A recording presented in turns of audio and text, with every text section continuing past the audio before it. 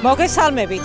ლაგოდეხის მუნიციპალიტეტში კიდევ 3 ახალი საბავშვო ბაღი გაიხსნა.